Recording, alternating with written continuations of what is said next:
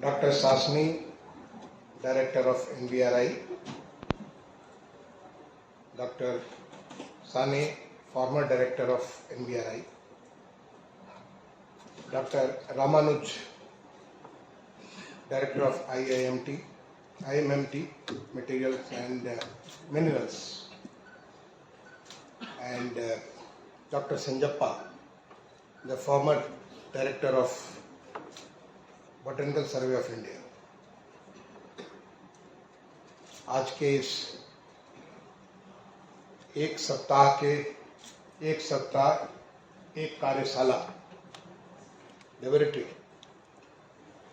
इसके तीसरे दिन के आज के इस कार्यशाला में उपस्थित तमाम सारे प्लांट्स के अनुसंधान से जुड़े हुए वैज्ञानिक, विद्यार्थी एवं अन्य स्पेशलिस्ट, मैं समझता हूँ कि आप लोग यहाँ पे हैं क्योंकि आप सारे लोग कुछ नई चीज सीखना चाहते हैं। आप सबका अभी कल ही हमारा स्वतंत्रता दिवस था और ये बहुत खास स्वतंत्रता दिवस था। अमृत काल का पहला स्वतंत्रता दिवस था, 1 साल पूरा हुआ। उसकी आप सबको मैं बहुत बहुत शुभकामनाएं देता हूं। अभी मैं यहाँ आने के पहले एक छोटी सी आपका एक प्रदर्शनी थी, उस प्रदर्शनी को देख करके आ रहा हूं। उसको देख करके बहुत सारी चीजें सीखने को मुझे मिली, बहुत सारी नई संभावनाएं मुझे दिखी, क्योंकि मैं आपके जैसे न प्लांट का एक्सपर्ट हूं, न प्लांट का वैज्ञानिक हूं, लेकिन एक प्रशासक हूं जिसके तौर पे बहुत सारे लोगों से जुड़ा रहता हूं। क्योंकि हमारा तो काम जहां भी अच्छा से अच्छा काम हो जिससे कि हम लोगों के जीवन को आसान बना सकें, लोगों के जीवन को बेहतर कर सकें अलग अलग जिम्मेदारियों में, वो हमारा काम है। अभी मैं याद कर रहा था, हमारे बगल में संजप्पा साहब बैठे हैं। थोड़ी देर के बाद मैंने इनसे पूछा कि शायद आपको स्मरण होगा कि हम तो आपसे मिल चुके हैं। उन्हें लगा कहाँ मिल चुके हैं। मैंने कहा डिजिटली भी और फिजिकली भी दोनों मिल चुके हैं। फिर मैंने फ़ोन नंबर भी दिखाया कि देखिए मेरे मोबाइल पे आपका फ़ोन नंबर भी है और आपसे मैं इससे बात भी करता था, क्योंकि आप वैज्ञानिक हैं और आपकी मैं मदद लेता था। कहाँ पे? जब मैं भारत सरकार का आवासन एवं शहरी कार्य मंत्रालय का सचिव था। आपने सेंट्रल विस्टा के बारे में सुना होगा। तो आज पूरा एक परिवर्तन हो रहा है सेंट्रल विस्टा में। अब एक अभी नई पार्लियामेंट बन गई, जो हमारे सेंट्रल विस्टा के ऊपर जो है तमाम सारे हटमेंट थे, करीब 90-92 एकड़ में, वो सारे वहाँ से हट करके नए जो है हमारे आर्मी ऑफिसर्स का एक पूरा ऑफिस, बहुत शानदार ऑफिस बना। मैं समझता हूँ उतना मॉडर्न ऑफिस कहीं शायद ही होगा देश में। इस प्रकार का ऑफिस बन गए और बहुत सारे काम, कंस्ट्रक्शन के काम वहाँ पे चल रहे हैं। जो सेंट्रल विस्टा पे जो राजपथ था, जो कर्तव्य पथ के रूप में अपने आप में बहुत बड़ा प्रेरणा का स्थल बना हुआ, माननीय प्रधानमंत्री ने उसको किया। तो ये सब जब काम चल रहा था तो माननीय प्रधानमंत्री जी ने कहा कि अलग अलग फील्ड के जो एक्सपर्ट्स हैं उनको आप इसके साथ जोड़िए। उनका निर्देश था कि अलग अलग फील्ड के जो एक्सपर्ट्स हैं उनको जोड़िए और उनसे सीखिए कि हम, क्योंकि ये देश को एक नया स्थान, नया बदलाव, एक नई चीज लाने की है। और उसमें हमारे देश के जो वैज्ञानिक हैं, जो देश के बड़े किसी फील्ड के एक्सपर्ट्स हैं, उनको भी जोड़िए और जो यंगर जनरेशन के लोग हैं 30 से 40 साल वाले, उनको भी जोड़िए। तो मैंने ऐसे ग्रुप बनाए थे और उस ग्रुप पे जो हमने 10 खास लोगों को जिनको चुना था, उसमें संजप्पा साहब भी थे, जो भी हमें बोटेनिकल के बारे में, जो हमें तमाम सारी राय देनी थी कि हमें सेंट्रल विस्टा एवेन्यू के ऊपर जो आज कर्तव्य पथ पे वहाँ पे क्या होना है, पार्लियामेंट के आसपास में क्या होना है, अलग अलग जगह पे, क्योंकि इसकी बॉटनी का बहुत महत्वपूर्ण स्थान है। तो हमें सिविल इंजीनियरिंग के बारे में, इलेक्ट्रिकल के बारे में, इलेक्ट्रॉनिक्स और तमाम सारी चीज़ों पर अलग अलग एक्सपर्ट थे। उन ग्रुप में आप भी एक खास हुआ करते थे और आपसे मेरे, क्योंकि वो कोविड का पीरियड था, तो कोविड के पीरियड में हम लोग डिजिटली ज़्यादा मिलते थे। फिजिकली मुझे ख्याल है एक बार मैं अपने ऑफिस में सारे एक्सपर्ट्स को बुलाया था, उनके साथ सीधा संवाद करने के, उसके बाद हमेशा डिजिटली किया करते थे। तो आपका तो बहुत बड़ा महत्व है। मैं आपसे सासनी साहब से बात कर रहा था। देखिए मैं इसलिए बता रहा हूँ क्योंकि कितना महत्वपूर्ण स्थान है। आपके जो पूर्वाधिकारी थे बारिक साहब, इसके पहले डायरेक्टर हुआ करते थे एनबीआरआई का। मैं यहाँ पे आया और एनबीआरआई की चीज़ों को मैं एज ए अर्बन सेक्रेटरी यहाँ पे आया था, आपके एनुअल कॉन्फ्रेंस में आया था और यहाँ की बहुत सारी चीज़ों को, उसके बाद भी मैं कई बार आया यहाँ पे, बहुत सारी चीज़ें यहाँ पे देखी और मैंने उनसे कहा कि एक दिल्ली में जमुना जी के किनारे हम करीब 120 हेक्टेयर में अमृत बायोडाइवर्सिटी पार्क बनाना चाहते हैं। ये हमारे माननीय प्रधानमंत्री जी की प्रेरणा से एक अमृत महोत्सव पूरे देश भर में मना, जिसका कल 15 अगस्त को पूरा हो रहा था। पूरा एक 75 हफ्ते का पहले हुआ, उसके बाद 12 मार्च 2021 से, उसके बाद फिर उसको आगे 50 हफ्ते के लिए उसको जोड़ा गया। तो ये कल जो पूरा हुआ अमृत महोत्सव, तो उसमें एक अमृत बायोडाइवर्सिटी पार्क जमुना जी के बाएं तरफ और दाहिने तरफ मिलाकर के 120 हेक्टेयर में बनाए।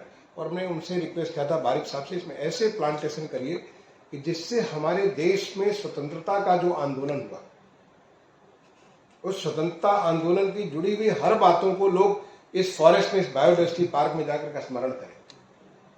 जब कहीं चले तो वो खेड़ा की जो आंदोलन हुआ था, कहीं चले तो उन्हें जो लगे कि ये दांडी यात्रा का चल रहा था, कहीं पे चले तो उन्हें लगे कि ये हम चंपारण का कर रहे थे। ऐसे पूरे देश में जो आंदोलन हुए, हर जगह की अपनी अपनी बायोडाइवर्सिटी होती है, वहां पे क्या हम ऐसा कुछ कर सकते हैं?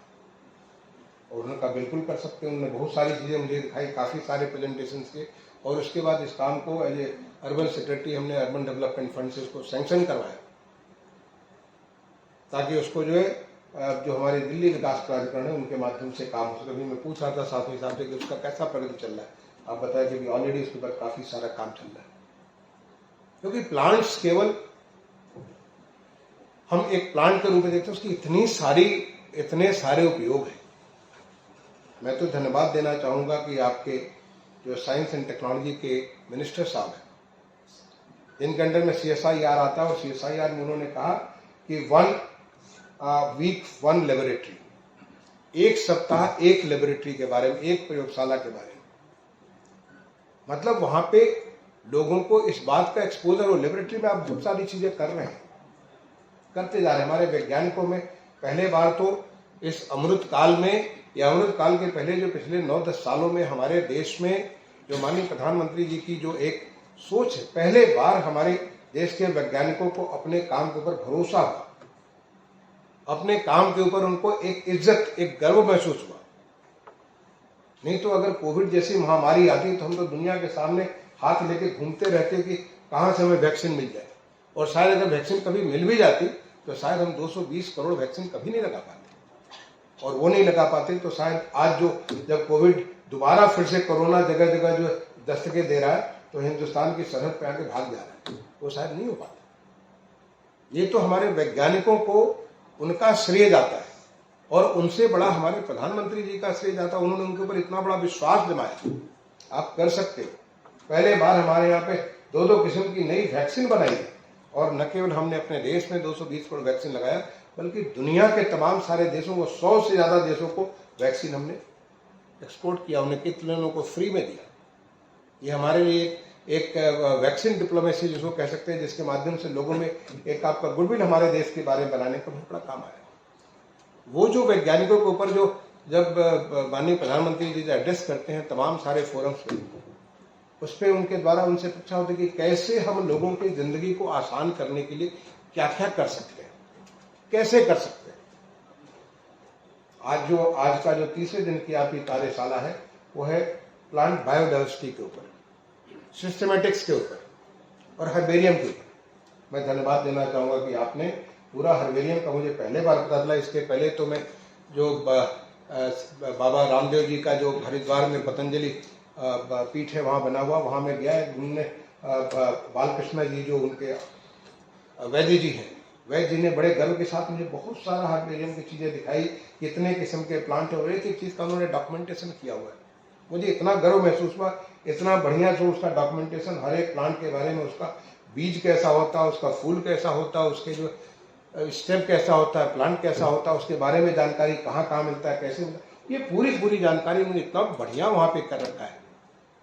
मुझे देख करके बड़ा गर्व महसूस हुआ था। ये मैं बात कर रहा हूँ 2-3 साल पहले, जब मैं वहाँ पे जब अर्बन सेक्रेटरी था और मैं कभी किसी झारखंड के उत्तराखंड गया हुआ था, तो वहाँ से गया तो उन्होंने इस चीज़ को जब मुझे दिखाया, देख के बहुत अच्छा फील हुआ कि देखो हमारे देश में इतना बड़ा काम चल रहा है।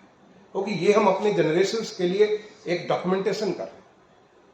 बहुत सारे प्लांट्स आएंगे और आकर के चले जाएंगे, खत्म हो जाएंगे, क्योंकि जिस प्रकार से क्लाइमेट चेंज हो रहा है, जिस प्रकार की चीजें बदल रही हैं, बहुत सारे प्लांट्स भी, बहुत सारी स्पीसीज भी सारी खत्म होती चली जाती है, गेट एक्सटिंक्ट। आज हमारे हमारे पास लिस्ट है, इतने सारे जो है, जो कि रेड लिस्ट में है, ये येलो लिस्ट में, ये ग्रीन लिस्ट में, इतने सारे प्लांट्स खत्म होने वाले हैं, खत्म हो सके, खत्म हो जाएंगे अगर हमने उसको ध्यान नहीं दिया तो। क्योंकि जिस प्रकार से परिवर्तन, जलवायु परिवर्तन हो रहा है, उसमें सर्वाइव नहीं कर सकते। तो यहाँ पे हर्बेरियम का इतना बड़ा महत्व, और मुझे जान के खुशी, लगभग 3 लाख, आपने कुछ 2 लाख समथिंग, लगभग 3 लाख जब मैं अंदाज कर रहा था कि लगभग 3 लाख जब आपको सुना मैंने, 3 लाख हर्बेरियम का आपका यहाँ पे पूरा है। और ये बताया कि हिंदुस्तान का नंबर 1 तो हमारे संजप्पा साहब ने बना रखा, बोटैनिकल सर्वे ऑफ इंडिया में। पता नहीं नंबर 2 कौन है, मालूम नहीं मुझे, बट नंबर 3, और दुनिया में भी इतना सारा चीज। तो ये आने वाली पीढ़ियों के लिए आप एक बहुत बड़ा चीज आप देकर के जा रहे हैं। मैं आपको धन्यवाद देना चाहूंगा, जो मेरे पास शास्त्री साहब आए थे, मैंने आपसे रिक्वेस्ट किया था कि हमारे प्रदेश में किस किस किस्म के प्लांट्स होते हैं, अगर इसका आप एक डॉक्यूमेंटेशन कर दें। मैं आपको सर धन्यवाद देना चाहूंगा कि आज मुझे आपने दिया, और हमारे प्रदेश के जो प्लांट्स का पूरा वैरायटी है, मुझे पता चला कि 5,000 ऑलमोस्ट 6,000 के आसपास जो नंबर आपने बताया, इतने किस्म के स्पीसीज को आपने पूरा डॉक्यूमेंट कर दिया। और डॉक्यूमेंट करने से सबसे बड़ा फायदा होता है कि वो प्लांट्स को हम आगे के लिए उनको बचा सकते हैं, उनके उपयोग के बारे में सोच सकते हैं। अगर ये हमारे पास अकाउंट नहीं तो हम बहुत सारी चीज मैंने आउट ऑफ साइट हो जाता है। घर में ही अगर आप कोई सामान रखे और उसके बाद 2-4 चीज सामने दिखती है और 10 चीजों नहीं दिखती, धीरे धीरे वो हमारी कूड़ा बन जाती है। ये आपने इसको बहुत बड़ा चीज, धन्यवाद आपको मैं देना चाहूंगा। और ई फ्लोरा पूरे प्लांट्स का जो है आपने इलेक्ट्रॉनिक वर्जन जो इसको दे दिया, उससे भी बहुत सारा लाभ मिलेगा। तमाम सारे हमारे जो बॉटनी के स्टूडेंट्स हैं, पूरे हमारे प्रदेश में नहीं बल्कि पूरे देश भर में जो स्टूडेंट्स हैं, उनको डायरेक्टली अगर एक्सेस होगा तो बहुत सारी जानकारी यहाँ पे, क्योंकि एनवायरमेंट जो हमारे CSIR का बहुत इंपॉर्टेंट एक लेबोरेटरी है, बहुत इंपॉर्टेंट ये वैज्ञानिकों का जमावड़ा है, जहां पे ये बैठ करके प्लांट्स के हर चीज के बारे में जानकारी करते हैं।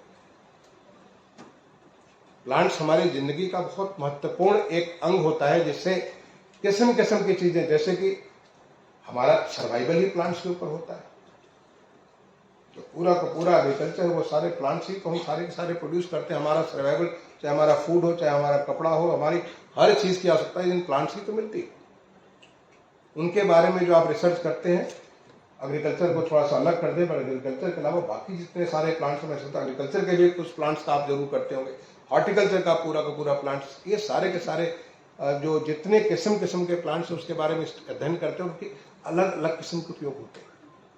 जो कि जब मैं आपकी प्रदर्शनी देख रहा था कि चाहे वो कपड़ा बनाने की चीज हो, चाहे उसको खाने की चीज हो, या खाने का बर्तन की चीज हो, या बहुत सारी चीजें जो हमारे तमाम सारे उपयोग की चीजें, उन सारी की सारी चीजों को, जो पैकेजिंग आज की डेट में जो बहुत इंपॉर्टेंट हो गया है, कि हम इसको जो है स्वच्छ भारत मिशन जो माननीय प्रधानमंत्री जी ने शुरू किया 2014 से, तो हमने शुरू किया रिड्यूस, रीयूज और रिसाइकिल।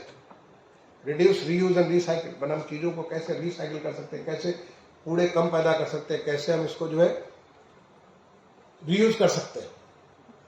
तो उसके बारे में अभी आपका जो बायोडिग्रेडेबल पैकेजिंग मटेरियल आपने उसमें देखा कि इसको बना रहे, इतने किस्म की चीजें जो आपकी जो चीजें बना रहे प्लांट्स को लेकर के, उसके आधार पर इतना सारा नई संभावनाएं खड़ी होती है।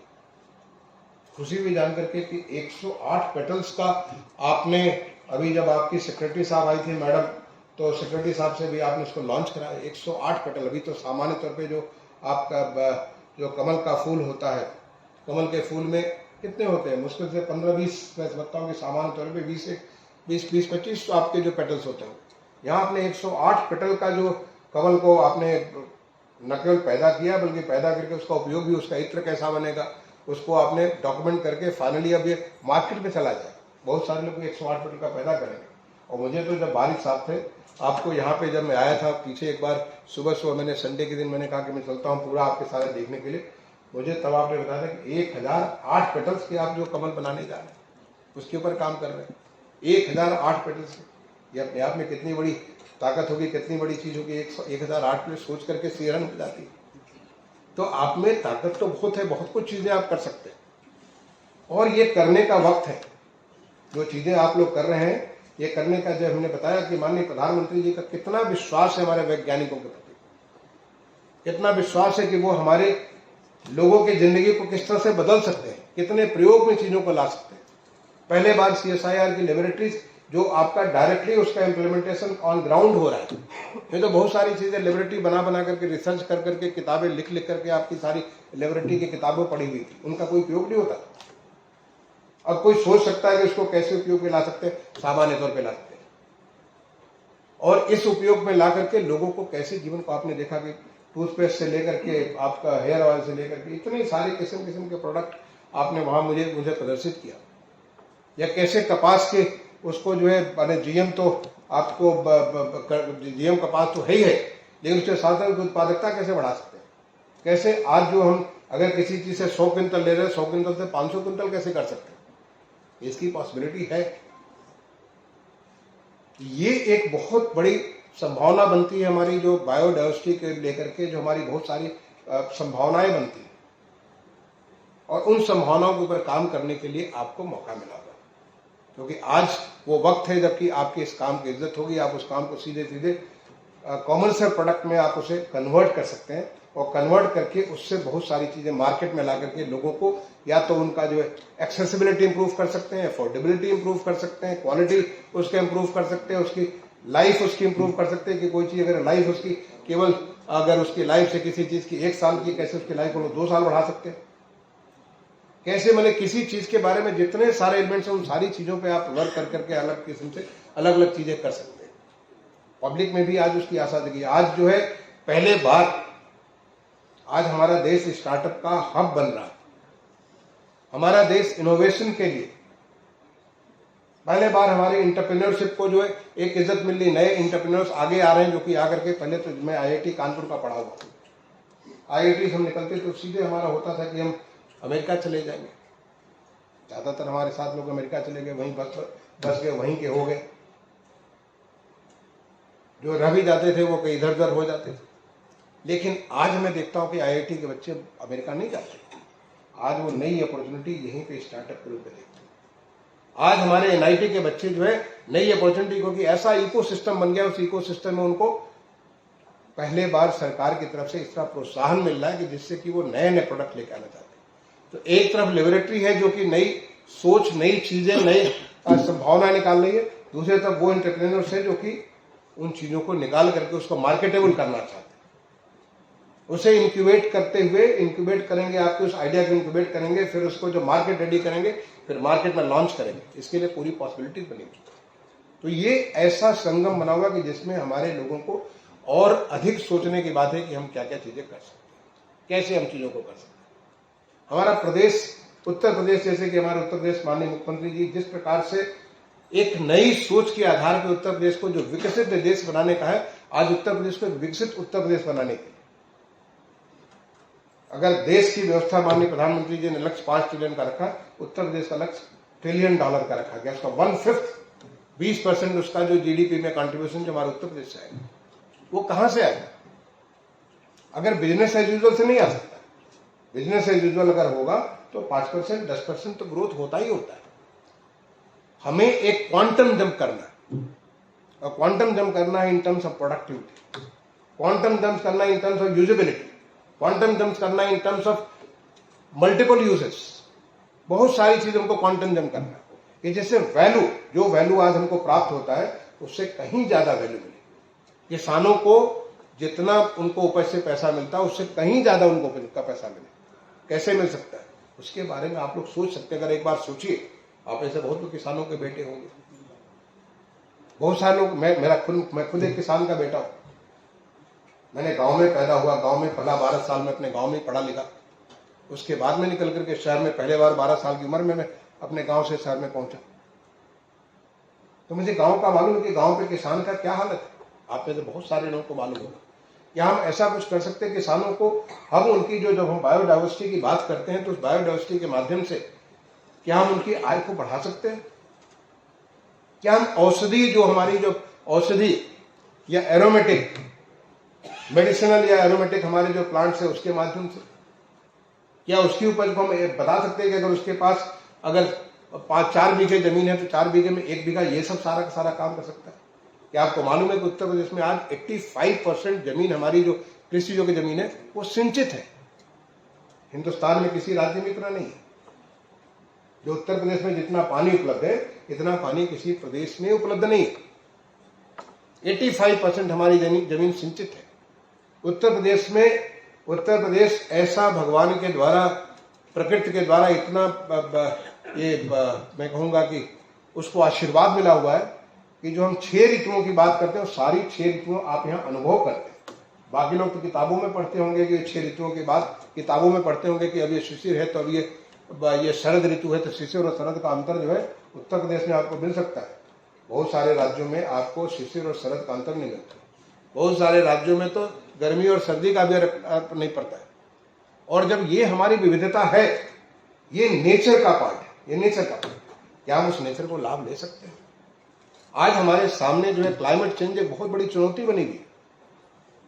जिस प्रकार से क्लाइमेट चेंज हो रहा है, जिस प्रकार से जलवायु परिवर्तन हो रहा है, अभी आपने 2 दिन पहले देखा कि जिस प्रकार से इतना बड़ा जल प्लावन हुआ, इतना बड़ा जो है एक क्लाउड बस्ट हुआ हिमाचल प्रदेश में, थोड़े हमारे जो उत्तराखंड में जल प्लावन हुआ, उससे कितना सारा नुकसान हुआ। क्या हम उसको, प्रकृति को इस बचाने के लिए हम ऐसा कुछ कर सकते हैं जिससे कि हम क्लाइमेट चेंज के बारे में इन प्लांट्स के माध्यम से ऐसा कुछ कर सकते हैं? अगर आप सोचेंगे तो जरूर आपको जवाब मिलेगा, क्योंकि आप वैज्ञानिक हैं। आपको सोचने का तरीका बिल्कुल एक नए तरीके से सोचेंगे, नए तरीके से उसका जवाब आप निकालेंगे। आपको जानकारी होगा कि उत्तर प्रदेश में इस साल हमने 36.5 करोड़ प्लांट्स लगाए। कल हमने इसको ट्वीट किया, अगर आप कोई ट्वीट देखते होंगे, 22 जुलाई को हमने 30 करोड़ से ज्यादा प्लांट लगाए थे, जिसको माननीय प्रधानमंत्री जी ने मन की बात, जो पिछली मन की बात की थी, उसमें उसको अप्रिशिएट भी किया था कि कैसे उत्तर प्रदेश के लोगों ने मिलकर के 30 करोड़ से ज्यादा प्लांट एक दिन में लगाया, जो अपने आप में एक बहुत बड़ा शानदार कीर्तिमान है। कल 15 अगस्त के लिए हमारे माननीय मुख्यमंत्री जी ने लक्ष्य हमारा 5 करोड़ का रखा था। कल हमने 6 करोड़ प्लांट लगाए पूरे उत्तर प्रदेश में। ये जो हमने प्लांट्स हम जो लगा रहे हैं, उस प्लांट्स में हर किस्म के प्लांट्स हम लगा रहे हैं, उसमें आप तो प्लांट के ही मास्टर हैं। आप क्या ऐसा कुछ कर सकते हैं कि उत्तर प्रदेश की इस चीज को हम ऐसा कुछ बनाए जिससे उत्तर प्रदेश के लोगों के जीवन बिल्कुल बदल जाए, जीवन उनका सुधर जाए, जीवन में उनको नई नई चीजें आ जाए।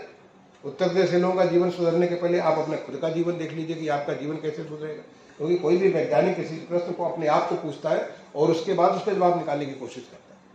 इसीलिए मैंने कहा कि आप में बहुत सारे लोग किसान के बेटे होंगे, सोचते होंगे कि हमारे किसान पिता का कैसे इनकम बढ़ सकती है, कैसे किसान की बेटी। बेटा मैं बेटा बेटी में फर्क नहीं करता। जब मैं बोलता हूँ तो बेटा और बेटी दोनों को जोड़ के बोलता हूँ, इसे न्यूट्रल, इसे जेंडर न्यूट्रल। ठीक है, बहुत अच्छी बात है, अच्छा लगा तुमने बोला, मुझे बहुत अच्छा लगा। तो ये आप उस दृष्टिकोण से अगर आप सोचेंगे तो आपको बहुत सारे जवाब मिलेंगे। और यही अमृत काल है, जो माननीय प्रधानमंत्री जी कहते हैं अमृत काल। उस अमृत काल का यही मतलब है कि हमें हर दृष्टिकोण से, वैज्ञानिकों को अपने तरीके से, एंटरप्रेन्योर्स को अपने तरीके से, किसानों को अपने तरीके से, जो कल पंच प्रण की बात की, सब जगह पंच प्रण का शब्द दिलाया हुआ। मैं समझता हूँ शास्त्री साहब ने भी आप लोगों को पंच प्रण की शब्द दिलाई होगी। उस पंच प्रण का जो 5वां प्रण वो है कि अपने कर्तव्य भावना को समझना। हर कोई अपने कर्तव्य भावना को समझे, और उस कर्तव्य भावना को समझ करके जब वो आगे बढ़ेगा तो निश्चित तौर पे हमारा देश 2047 में जब देश आजादी का 100 साल मना रहा होगा तो हम एक विकसित देश होंगे, एक आत्मनिर्भर देश होंगे। हम न केवल India for India but India for globe, UP for UP नहीं बल्कि UP for India and UP for the globe. हम यूपी में वो पैदा करेंगे, हमारे लोगों को तो काम आएगा। हम यूपी में वो पैदा करेंगे जो हमारे देश में काम आएगा। हम यूपी में वो पैदा करेंगे जो दुनिया में काम आएगा। हम एक आत्मनिर्भर उत्तर प्रदेश बनेंगे, आत्मनिर्भर देश बनेंगे। ये हमारा 2047 का सपना है, और उसको पूरा करने के लिए आपकी जिम्मेदारी खास तौर से बनती है, क्योंकि आप लोग सारे के सारे एक्सपर्ट्स हैं। आप इस बात के लिए देखते, और मुझे देख करके बड़ा अच्छा लगा। आपकी सारी प्रदर्शनी जो मैं देखा, उस प्रदर्शनी को देख करके बहुत अच्छा फील हुआ। मैं अपनी बात को खत्म करना चाहूंगा। आपकी तीसरा जो टॉपिक है, 3 बातें आपने रखा, बायोडाइवर्सिटी, हर्बेरियम और सिस्टमेटिक्स। जो सिस्टमेटिक्स है, जिसको आपने मुझे दिखाया, वहां पे कार्ल वॉन लेनियस की जो आपने तस्वीर दिखाई, और उसके साथ आपने पूरा उसका एक दिखाया कि किस प्रकार से उन्होंने एक तरीके से उसको कैसे चीज़ों का क्लासिफिकेशन करने का एक फॉर्मुलेशन निकाला। मैं आपसे रिक्वेस्ट करना चाहूँगा, क्योंकि मुझे अपने हिंदुस्तानी सिस्टम पे बहुत गंभीरता से मुझे विश्वास है, काफ़ी विश्वास है, क्योंकि मैं जहाँ भी देखता हूँ मुझे लगता है कि हमारे ऋषि, हमारे मुनि बहुत वैज्ञानिक थे, बहुत दार्शनिक थे। उन सारी चीज़ों को देख लेते थे जो आज हम तमाम सारे इंस्ट्रूमेंट के बावजूद हम नहीं देख पाते। आपको जान करके खुशी होगी कि जीरो का आविष्कार हिंदुस्तान में हुआ था। आपको जानकर खुशी होगी कि जो हमारा एटम है, एटम के बारे में जानकारी हमारे देश में हुई थी। आपको इतनी सारी चीजें हमारे देश में हुई हैं जो कि दबाई हुई हमारे, हमें उसका ज्ञान नहीं है। उसके बाद जय गुरुत्वाकर्षण के बारे में, गुरुत्वाकर्षण आप लोग न्यूटन का नाम सुनते हैं, लेकिन न्यूटन से बहुत साल पहले गुरुत्वाकर्षण की बात तो हमारे ग्रंथों में कब से उसकी बातें हो रही हैं। गुरुत्वाकर्षण की सारी चीजें उसके बारे में, रिलेटिविटी के बारे में बहुत सारी चीजें जो कि हम लोग, जो कि हमें एक जो हमारे पंच प्रणों में एक प्रण माननीय प्रधानमंत्री जी ने रखा, जो दूसरा प्रण क्या है कि गुलामी की मानसिकता से मुक्ति। जो 1000 साल की हमारी गुलामी रही, अगर आप देखो 1000 साल पहले आप जाओ, जो गुप्ता पीरियड में जाओ, मौर्य पीरियड में जाओ, हुन पीरियड में, उस पीरियड में अगर आप जाओ तो देखो हिंदुस्तान दुनिया का 30% जीडीपी हमारे देश में होता था। हम इतने सामर्थ्यवान थे, हम इतने सशक्त थे, हम इतने समृद्ध थे, जिसको दूसरे लोग देख करके सोचते थे कि कोलंबस चला तो हिंदुस्तान जाए देखने के लिए कि वो कौन सा सोने की चिड़िया है। वास्को डिगामा यहाँ के चलेगी देखने के लिए हिंदुस्तान कौन सी सोने की चिड़िया है। हम इतने सारे, हमारे चाहे खाने पीने का हो, वेशभूषा हो, हमारी सुरक्षा हो, हर तरीके से हमारे जो पानी के जहाज थे वो कहाँ दुनिया भर में आज जाकर के देखिए तो दुनिया भर में हम जाते थे, लड़ने नहीं जाते थे, व्यापार करने जाते थे। ये हमारा एक समृद्ध देश हुआ करता था। लेकिन उसके बाद जो एक गुलामी का 1000 साल का दौर चला, उस दौरान हम अपने आप को भूल गए, हम अपनी चीजों को भूल गए, हमारी बहुत सारी चीजें नष्ट हो गई। क्या हम वापस जाकर के देख सकते हैं कि ऐसा कुछ सिस्टम? मैं आपसे कहना चाहूंगा, क्योंकि मैं एज अर्बन सेक्रेटरी जब मैं आर्किटेक्चर के बारे में लोगों से बात करता था तो बहुत सारा ज्ञान आर्किटेक्चर के बारे में हमारे ग्रंथों में दे रखा है। आज वो चीजें बाहर निकल रही। क्या आप इसके बारे में जो हमारा सिस्टमेटिक्स है, जरूर उसको, मुझे विश्वास है, मुझे जानकारी नहीं है, क्योंकि मैंने कहा पहले ही कहा डिस्क्लेमर कि मैं कोई न प्लांट साइंटिस्ट हूँ, न प्लांट का जो प्लांट के बारे में दूर न बायोलॉजी में, तो इंजीनियर हूँ। IIT कानपुर से इलेक्ट्रिकल इंजीनियरिंग पास किया, मैंने बायोलॉजी कभी पढ़ा भी नहीं। मैं तो फिजिक्स, केमिस्ट्री, मैथमेटिक्स वाला हूँ, हायर सेकेंडरी तक पढ़ा, सीधा IIT पहुंच गया। लेकिन अपनी चीजों को देख के ऐसा विश्वास है मुझे कि जरूर इस बात का जो है हमारे ग्रंथों में हमारा ये ज्ञान भी, जो इंडियन सिस्टम ऑफ नॉलेज है, भारतीय ज्ञान परंपरा है, वो भारतीय ज्ञान परंपरा जो कि हमारे वेदों से है, हमारे पुराणों में है, हमारे शास्त्रों में है, हमारे इतिहास में है, हमारे तमाम सारी जो ऐसी किताबें, ऐसी पुस्तकें हैं जो कि आज आप जाकर के देखिए, उन चीजों में अगर कोई रिसर्च करे, आपको निश्चित तौर पे, मुझे विश्वास है, आप अगर थोड़ा एक बार कोशिश करके तो देखिए, आपको मिलेगा कि ऐसा कुछ है जिससे, क्योंकि हमारी जो भाषा, जो संस्कृत भाषा है, इतनी वैज्ञानिक भाषा है। आज लोग कह रहे हैं कि कंप्यूटर का जो आर्टिफिशियल इंटेलिजेंस, संस्कृत के माध्यम से आप बहुत कुछ चीजें कर सकते हैं। This is the most scientific language in the world. Complete, जैसे कि डिजिटल आप करते हो, बाइनरी आप करते हो, या आपका डेसिमल सिस्टम आप 0 to 9 का सिस्टम करते हो, ऐसे हमारी संस्कृत भाषा है। और किसी भाषा में इतनी वैज्ञानिकता नहीं है। इसकी फोनेटिक्स के बारे में, इसके सिलेबल्स के बारे में, इसके जो लैंग्वेज के बारे में, इसके आपकी जो आप क्या कहते हैं, आप उसकी व्याकरण के बारे में, हर एक चीज में इतनी वैज्ञानिक भाषा है। अगर आप देखें तो इसमें इतनी सारी जानकारी मिली। इसलिए मैं कहूँगा जो सिस्टमेटिक्स के बारे में, शास्त्री साहब, मैं आज आपको ये काम दे करके जा रहा हूँ कि थोड़ा अगर इसके बारे में सोचिए, अपने कुछ रिसर्चर्स को लगाइए, या देखें उसके बारे में, सोचिए कि क्या ऐसा कुछ है हमारे ग्रंथों में। अगर होगा तो वो आपकी बहुत बड़ी खोज होगी। जैसे होता है कि बहुत सारी चीजें, मिनरल्स, मैं माइंस मिनिस्ट्री में ज्वाइंट सेक्रेटरी हुआ करता था बहुत पहले भारत सरकार में। बहुत सारे मिनरल्स हमारे पास हैं, लेकिन तब तक नहीं है जब तक कि हम लोग खोज न लें। बहुत सारी चीजें, बहुत सारे मिनरल्स, अभी थोड़े दिन पहले आपको पता चला कि जो हमारा लिथियम बैटरी को लेकर जो हम कितने परेशान रहते हैं, वो JNK में हमको बहुत बड़ा खजाना मिल गया। और आने वाले समय में हमारा जो इलेक्ट्रिक व्हीकल्स है, जो हमारी जो ये हमारी जो सोलर के बारे में बहुत बड़ा खजाना हमारे पास वहां मिल गया। तो वो तब तक हमें नहीं मालूम है जब तक हमसे खोल नहीं। आप खोलना चालू करिए, देखें शायद आपको कुछ जवाब मिल। ये काम कर रहे हैं सर, मैं जयपुर में भी मिला। बहुत बढ़िया। मैं आपको, आप सारे लोगों को आज के दिन आपने बड़ा पेशेंटली मुझे सुना। न मैं वैज्ञानिक हूँ न ज्ञानी हूँ आपके जैसे। आप सारे लोग बहुत ज्ञानवान लोग हैं और आप लोग निश्चित तौर पे आज आप बायोडाइवर्सिटी, प्लांट बायोडाइवर्सिटी के बारे में, सिस्टमेटिक्स के बारे में और हर्बेरियम के बारे में बहुत सारे चिंतन करेंगे, बहुत सारी बातें करेंगे। आप सबसे मेरा यही निवेदन होगा, जो भी आप बातें करिए उन बातों के पीछे केवल एक लक्ष्य हो। और मैं समझता हूँ कि हमारे माननीय साइंस एंड टेक्नोलॉजी के मिनिस्टर साहब ने जो आपको टास्क दिया 1 वीक 1 लेबोरेटरी का मतलब यह है कि कैसे लेबोरेटरी को धरातल पे ले जाए, कैसे लोगों तक ले जाए। तो आप इससे लोगों का थोड़ा एक एक्सपोजर बढ़ेगा, लोगों को इसके माध्यम से आप लोगों तक जानकारी बढ़ेगी और आपकी लेबोरेटरी में किताबों में नहीं बल्कि लोगों की जिंदगी में पहुंच जाएगी। तो आप जो भी करें उसके पीछे इसी उद्देश्य को लेकर के चले कि कैसे हम लोगों की जिंदगी को आसान कर सकते हैं, कैसे लोगों की जिंदगी को बेहतर कर सकते हैं, how to bring ease in living, लोगों की लाइफ को आसान करेंगे, how to improve the quality of life of the people. And when you say quality of life of people, it includes you as well. You are also one among those who are going to be benefited. I wish you all the very best। आप सारे लोगों को मेरी बहुत बहुत शुभकामनाएं कि आज न केवल आज बल्कि बचे हुए आपके जो अगले 4 दिन की जो वर्क कार्यशाला हो रही है, सारी कार्यशाला आपके जो लक्ष्य आपको माननीय मंत्री जी ने दिया है या भारत सरकार ने जो आपको लक्ष्य दिया, उस लक्ष्य में आप पूरी तरह से निपुण हो, उससे पूरा लक्ष्य को आप प्राप्त करें और आगे आपको एक नई दिशा मिले। मेरी आप सब लोगों को बहुत बहुत शुभकामनाएं, अभिनंदन। जय हिंद, जय भारत।